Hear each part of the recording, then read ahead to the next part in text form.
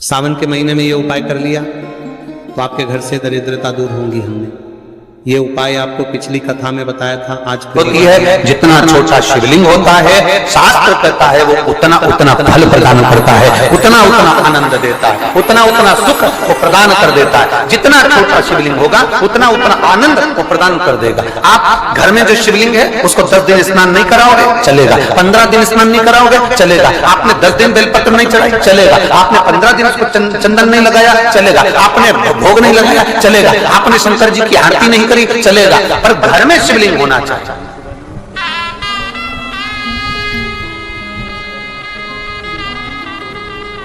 अब किसी ने कहा गुरुजी जब हमें आरती नहीं करना, पूजन नहीं करना, अर्चना नहीं करना, फिर घर में शिवलिंग क्यों रखना? तो हम उनसे पूछते हैं, देखो तुम्हारी सास रोटी भले ना बनाए, तुम्हारे ससुर भले दुकान पर ना जाए, भले ना जाए,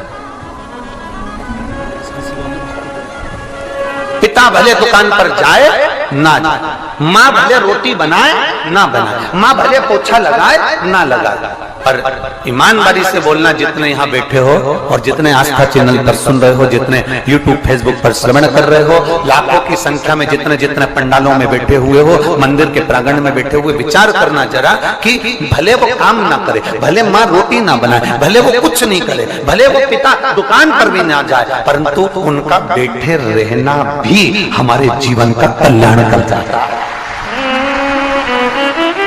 उनके बैठा रहना, घर में जब तक माँ है ना, भले बुजुर्ग है, बैठी है ना, उसके रहने से धमक है, कोई अंदर नहीं घुस सकता, कोई आ नहीं सकता, डर लगता है लोगों को, जरा सी अम्मा बैठी है, माँ बैठी है, दादी बैठी है, कोई तुरंत बोल देगी। बहुएं अपने काम में लगी रहती है, पर घर में बुजुर्ग माँ की धमक होती है, घर में बुजुर्ग पिता की धमक होती है, घर में बुजुर्ग दादी की धमक होती है, घर में बुजुर्ग दादा की धमक होती है। भले वो कुछ नहीं करती, पर बैठी रहेगी ना, उतने में उसकी धमक है। कुछ ना करे तो भी धमक है। मेरे शंकर भगवान को तुम आरती करो मत करो, मेरे शंकर भगवान को तुम बेलपत्र चढ़ाओ मत चढ़ाओ, मेरे शंकर भगवान को तुम जल चढ़ाओ मत चढ़ाओ, पर अपने घर में एक शिवलिंग होना चाहिए और प्रयास करो कि भगवान शंकर तुम्हारे घर में रहे। बोल बम का नारा है, शिव तुम्हारे घर में रहे। हमने पहले एक बात कही थी, जब थोड़ी सी भी तकलीफ आती है तो सबसे पहले अपने घर में जो शंकर का शिवलिंग है मुझसे कहते हैं प्राथमिक उपचार केंद्र। प्राथमिक उपचार केंद्र का मतलब क्या है कि यहाँ पर थोड़ा बहुत इलाज हो जाएगा, बाकी फिर दूसरे बड़े हॉस्पिटल में इसको रेफर कर दिया जाएगा। थोड़ी सी तकलीफ आई तो तुम दौड़ के यहाँ कुबेरेश्वर तो आओगे नहीं, थोड़ी सी तकलीफ आई तुम दौड़कर उज्जैन तो जाओगे नहीं, थोड़ी सी तकलीफ आई तो दौड़कर तुम काशी तो जाओगे नहीं, थोड़ी सी तकलीफ आई तो तुम दौड़कर सोमनाथ तो जाओगे नहीं। इसलिए अपने घर में प्राथमिक उपचार केंद्र रखो, अर्थात एक शिवलिंग अपने घर में रखो। थोड़ा सा दुख आया और तुमने एक लोटा जल चढ़ाया और आचमन करा दिया, फिर वहां से थोड़ी बहुत ट्रीटमेंट लेकर फिर 2-3 दिन के बाद विचार करना, अपना टिकट कटा रही हूँ सीहोर का, अब मैं जा रही हूँ सीहोर, अब मैं जा रही हूँ कुबेरेश्वर धाम, अब मैं जा रही हूँ उज्जैन, अब मैं जा रही हूँ काशी। फिर वहां पहुंचकर फिर उसके पहले भी एक उपचार केंद्र और होता है, प्रयास करना फिर अपने पास का कोई शिवालय हो वहां रहना, फिर वहां से भी काम ना बने फिर जाना बाबा के धाम, कुबेरेश्वर धाम, सीहोर, फिर आ जाना।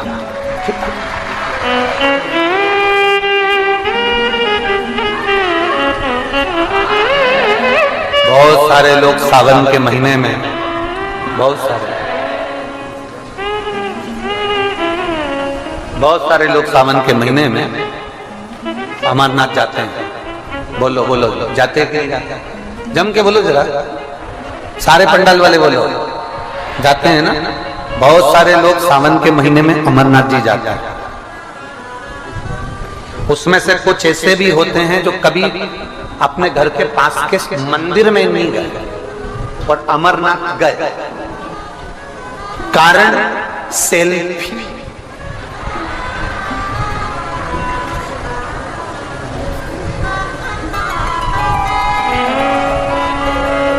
कभी अपने पास के शिवालय में नहीं गया, कभी अपने घर में जो शंकर का शिवलिंग है उसकी हाथ जोड़कर कभी चंदन नहीं लगाया, अगर ये 3 उंगली का मात्र स्पर्श कर कर उस शिवलिंग को टच कर कर उस अमरनाथ को याद कर लेता तो 7 दिन के अंदर अमरनाथ बाबा भी तुझे स्वप्न में आकर दर्शन देकर चला।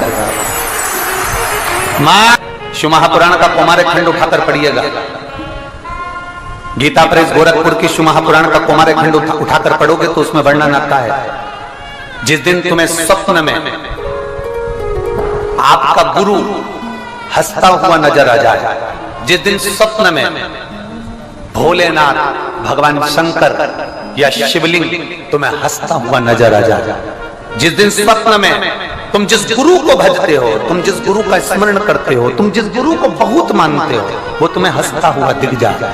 कभी स्वप्न में देवादिदेव महादेव हंसते हुए दिख जाए, कभी स्वप्न में तुम्हें शंकर का शिवलिंग हंसता हुआ दिख जाए, कभी स्वप्न में तुम्हें नंदी हंसता हुआ दिख जाए, समझ लेना कि कहीं ना कहीं से खूब अच्छी खबर हमको मिलने वाली हो। 15 दिन के अंदर 15 दिन के अंदर हमें अच्छी खबर मिलेगी, ये निश्चित है, क्योंकि शंकर हंसा है, गुरु हंसा है, नंदी हंसा है, शिवलिंग हंसा है, मुस्कुरा। कुमार खंड शिव महापुराण गीता प्रेस गोरखपुर पढ़ो उठाकर, उसमें मिलेगा।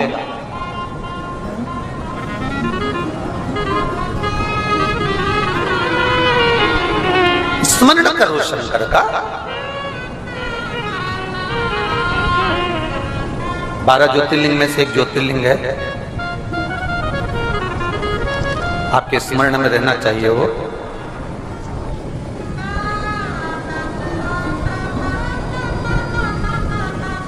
जिसको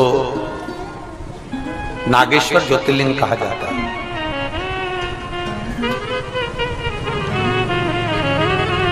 कौन सा ज्योतिर्लिंग है? जम के बोलो जरा, जम के। नागेश्वर।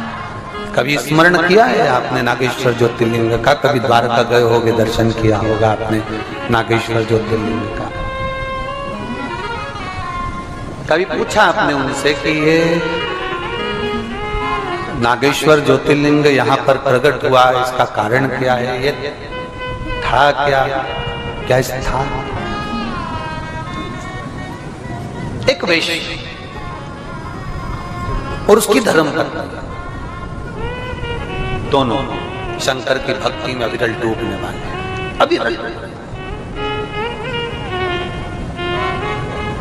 इतना भरोसा था इनको। आज एक सोशल मीडिया वाले, आप लोग उसमें न्यूज चैनल पर देखे भी होंगे, तो आज एक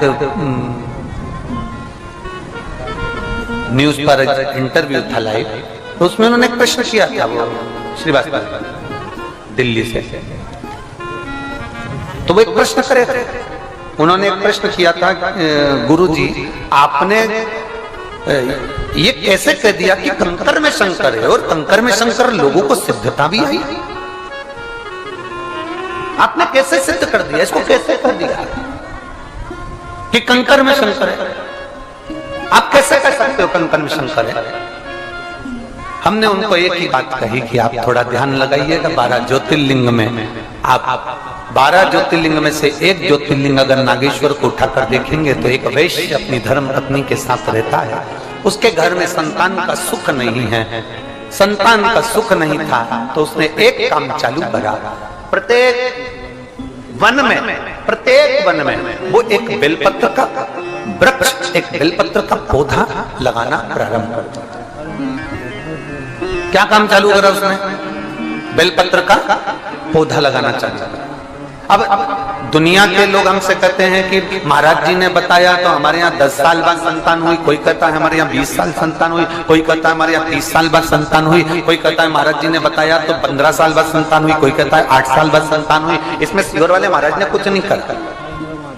इसमें तुम्हारा जो विश्वास था, तुमने कथा सुनी, पीछे के जितने श्रावण के महीने आपको बोले जाते थे और आपसे हम वृक्ष लगाने को कहते थे, बोलो बोलो सही है कि गलत है? ईमानदारी से बोलो। हमने आपको वृक्ष लगाने के लिए कहा, हमने आपसे कहा कि 1 करोड़ बेलपत्री के वृक्ष लगाना है और टीवी पर हमने कह दिया सबको लगाना है, और वृक्ष लगाने के फोटो हमको भेजना, हम टीवी पर उसको दिखाएंगे। बोलो बोलो किस किसने सुनी थी वो कथा? सुनी थी ना? हमने कहा उनके फोटो हम टीवी पर दिखाएंगे। आप लोगों ने वृक्ष लगाए, भले हाथ लगाया वृक्ष में, उसके फोटो भेजे, उसके वीडियो भेजे, हमने उसको आस्था चैनल पर दिखाया।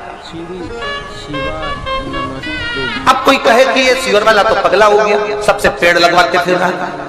अब दूसरा काम उठाया कि निर्माल्य विसर्जन रथ चलवाया। निर्माल्य विसर्जन मतलब जो